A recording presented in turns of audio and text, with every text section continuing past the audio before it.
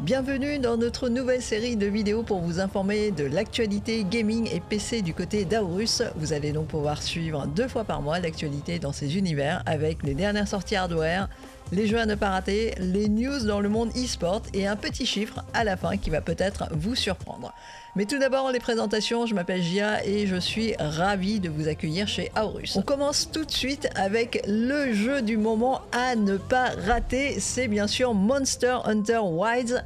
Monster Hunter est donc enfin de retour et ce nouvel épisode qui se nomme Wilds est donc en train de faire un carton absolu. Dès sa sortie, en 3 jours, il a été vendu à plus de 8 millions d'exemplaires et c'est déjà l'un des plus gros succès de l'année 2025. Le principe, lui, n'a pas trop changé, vous incarnez toujours un chasseur et vous devez chasser des bêtes fantastiques dans des contrées inexplorées. Et comme la série le sait si bien le faire, les combats vous tiendront en haleine. Les mondes à explorer sont bien sûr hyper fouillés, les créatures que vous rencontrerez hyper détaillées et vous devrez donc affronter des créatures parfois immenses, si possible en équipe, parce que sinon tout seul ça va être un peu difficile. En parlant de jeux en équipe, il y a même eu des pics à 1,3 million de joueurs en simultané sur Steam. Ça en fait donc un des jeux les plus joués en ligne de toute l'histoire de Steam après PUBG, Black Myth Wukong, Palworld et Counter-Strike 2. Côté hardware, le jeu prend quand même 140 Go d'espace de stockage, il faudra donc faire de la place dans votre ordinateur.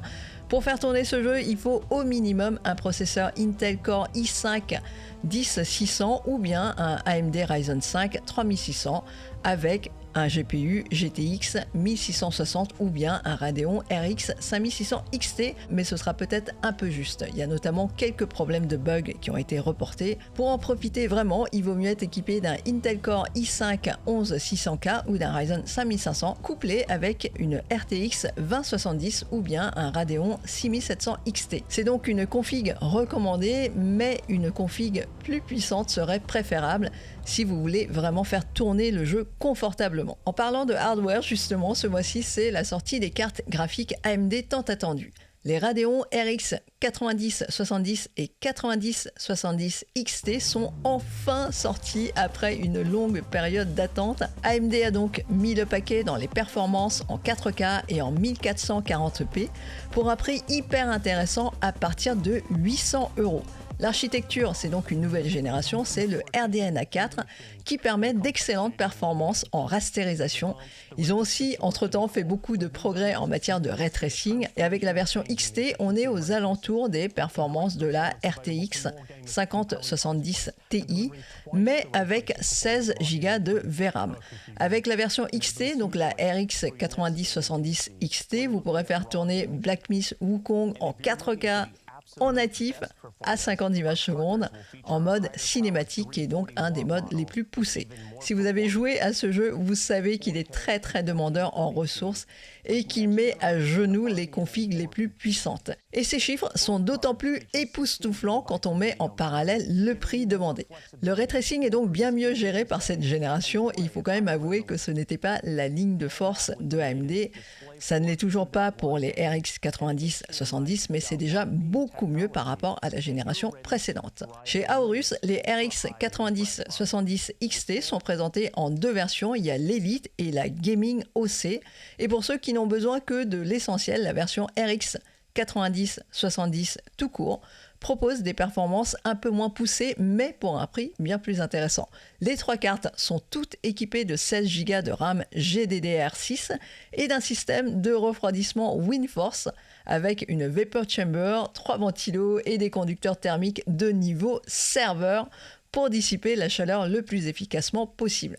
Et bien sûr, les 3 cartes sont équipées de RGB que vous pourrez customiser. Et cerise sur le gâteau, vous aurez même droit à une garantie de 4 ans, de quoi couvrir pratiquement toute la durée de vie de ces cartes, le temps d'en changer pour une autre 4 ans après.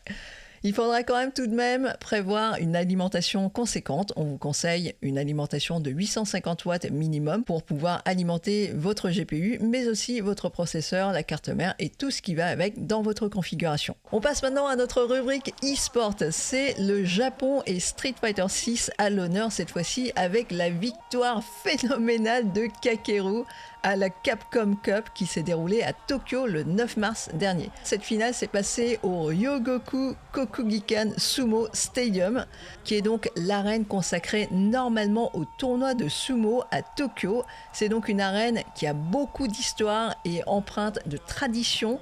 Vous imaginez donc l'ambiance et l'énergie de l'endroit pour le championnat du monde d'un jeu de combat aussi populaire que Street Fighter. Et de l'ambiance, il y en avait après un match exceptionnel avec des retournements de situation incroyables. Kakeru a pu arracher le point du dernier round alors qu'il ne lui restait qu'une barre de vie au minimum. Le champion a donc remporté la victoire contre Blaze, qui est donc un nom à retenir. C'est le prodige du moment et il est seulement âgé de 15 ans. Kakeru est donc sacré champion du monde de Street Fighter 6 à 27 ans en jouant avec le perso JP.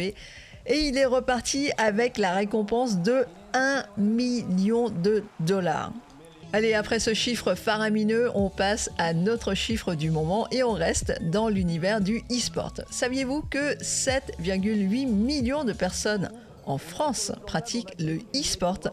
C'est ce que nous révèle une étude de l'association France eSports. C'est donc un domaine qui se développe de plus en plus en France avec des tournois et des activités organisées régulièrement partout, dans toutes les régions et les jeux les plus pratiqués. Vous les connaissez très probablement.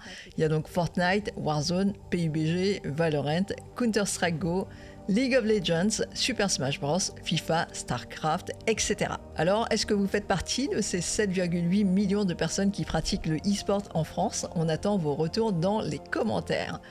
J'espère que vous avez passé un bon moment avec cette vidéo et que vous avez appris quelques trucs intéressants. Abonnez-vous à la chaîne pour être informé de la sortie du prochain numéro et n'hésitez pas à nous dire ce que vous avez apprécié ou pas dans cette nouvelle série de vidéos. On se retrouve très prochainement pour un autre numéro de Enter the Aorusverse. Soyez bien là, je compte sur vous.